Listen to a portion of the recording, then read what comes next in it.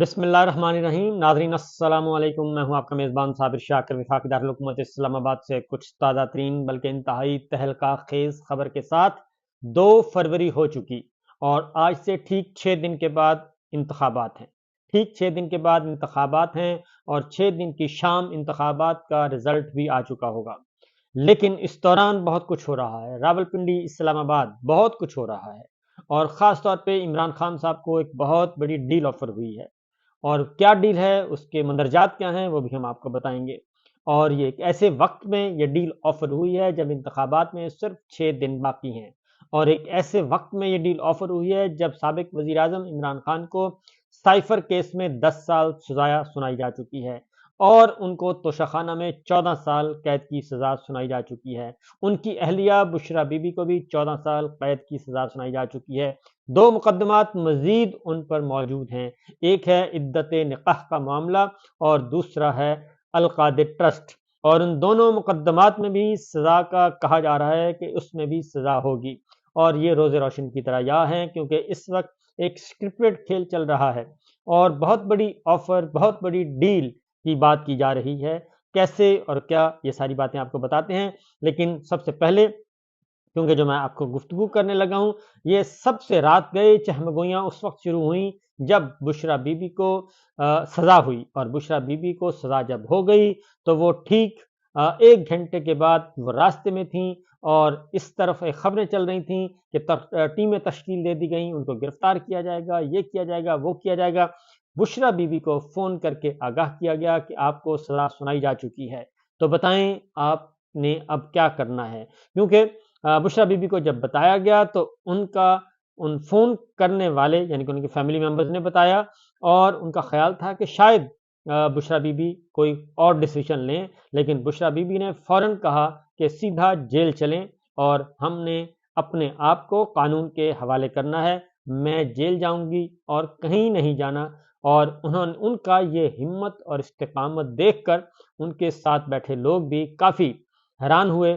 اور جب وہ اڈیالہ جیل پہنچیں تو اس کے بعد باقی لوگ بھی حیران، میڈیا بھی حیران رہ گیا، کیونکہ خبریں بہت زیادہ، ایک آپ کو پتہ ہے کہ بیانیہ جو ہے جیسے جیسے چلتا ہے وہ اس کا اندازہ آپ کو ہے کہ کیسے ساری چیزیں مانیٹر ہو رہی ہوتی ہیں. بہرحال بشرا بی بی کل پہنچ گئیں اور انہوں نے پہلا سرپرائز دیا، سب کو حیرت میں ڈال دیا جب وہ اڈیالہ جیل پہنچیں اور اڈیالہ جیل کے دروازے کھل گئے. اور کسی کو وہم و گمان میں بھی نہیں تھا کہ، کیونکہ ان کے پاس آپشن تھے.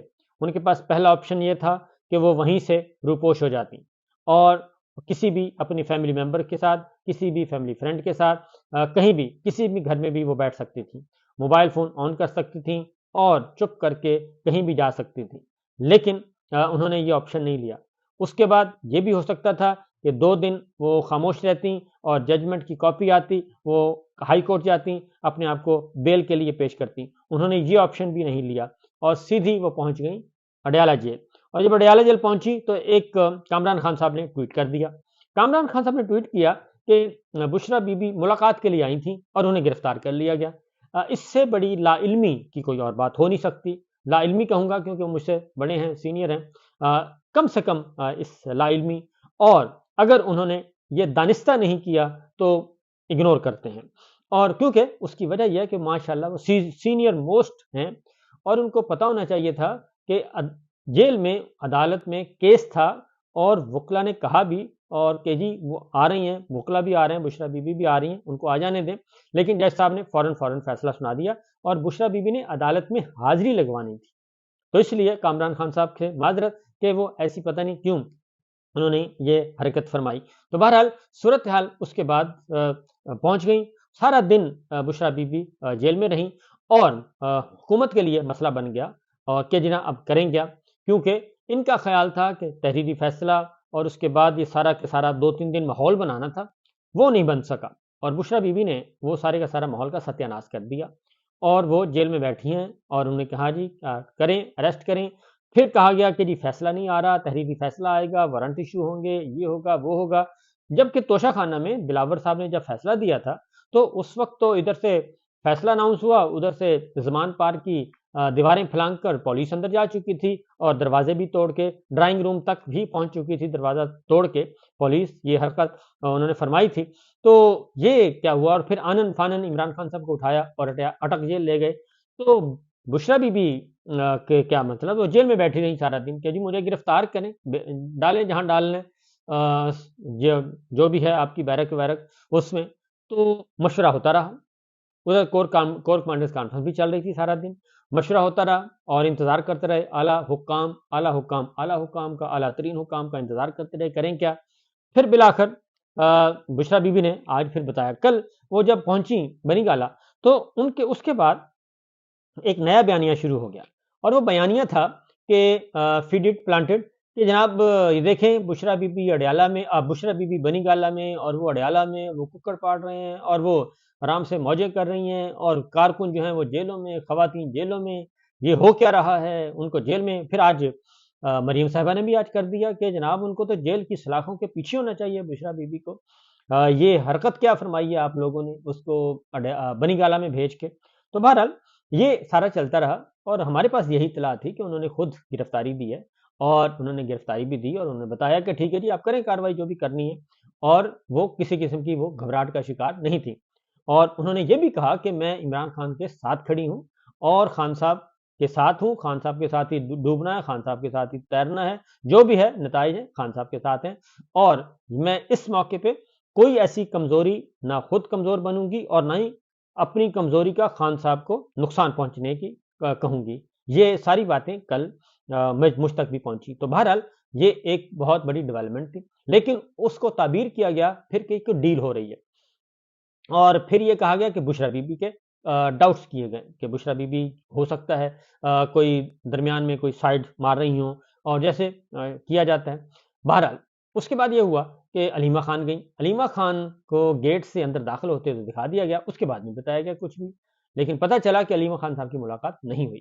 اور اس کے بعد آج انتظار پنجوتا نے ساری کی ساری کاروائی صبح داستان بیان کر دی کہ بھئی اندر تو جیل سے بھی بری حالت ہے، ایک کمرے میں ان کو بند کیا ہوا ہے، اور اس کمرے کے سامنے بھی پولیس بیٹھی ہے، اور وہ بالکل آ جا نہیں سکتے، اور سارے کنٹرول کر لیا ہے بنی گالہ کا۔ یہ سب کچھ ہو گیا، اور یہ جو بیانیہ 3 بیانیے بنائے گئے 16 گھنٹے کے اندر اندر، اور ہر بیانیہ جو ہے ہر 6 گھنٹے کے بعد 5-6 گھنٹے کے بعد وہ فارغ ہوتا گیا۔ تو اس کے بعد آج بشرا بی بی اڈیالہ جیل پہنچ گئی، اور ان کی ہیئرنگ تھی عدت والے کیس کی، تو وہاں پہ انہوں نے بتا دیا، انہوں نے پھر ساری بات ہی کھول دی، عمران خان صاحب نے بھی کھول دی اور بشرا بی بی نے بھی کھول دی۔ عمران خان صاحب نے کہا کہ مجھے ابھی پتا چلا کہ بشرا بی بی رات بنی گالہ منتقل ہوئی، میں نے رات کو ان کو کمبل بھیجا تھا، ہم نے گھر جانے کے لیے، یعنی کہ انہوں نے کمبل بھیجا تھا اپنے پاس سے جیل میں، یہ انہوں نے کہا ہوگا کہ کمبل بھیج دیا جائے جیل حکام کو، ان کو بلایا ہوگا کہ جی آپ ان کو دیں، کیونکہ ان کے پاس ہوگا کوئی ایکسٹرا کمبل۔ تو لیکن انہیں پتا چلا کہ وہ تو جیل میں ہے ہی نہیں، تو انہوں نے کہا میں نے تو رات میں ان کو کمبل بھیجا تھا۔ تو ہم نے گھر جانے کے لیے نہ کسی کو درخواست دی اور نہ رعایت مانگی ہے، اور فیصلے اوپر سے لکھوائے جا رہے ہیں، سارے پتلے ہیں آپ کے سامنے سے، یہ اوپر سے فیصلے لکھ کے آتے ہیں، جس ہار کو بنیاد بنا کر سزا دے گی وہ پریس کانفرنس میں عوام کو دکھائیں گے۔ ایسے متنازع فیصلے دے کر یہ ملٹری کورٹس بنا رہے ہیں، یہ ان کے فیصلے نہیں، یہ نظام انصاف کو تماشا بنا رہے ہیں۔ تو میں نے کیا ڈیل کرنی ہے، رابطے کرنے والے رابطے کرتے ہیں، میں باریاں لینے کے لیے سیاست میں نہیں آیا، مجھے بدنام کرنے کے لیے بشرا بی بی کو مقدمات میں شامل کیا گیا، اور یہ بات انہوں نے کی۔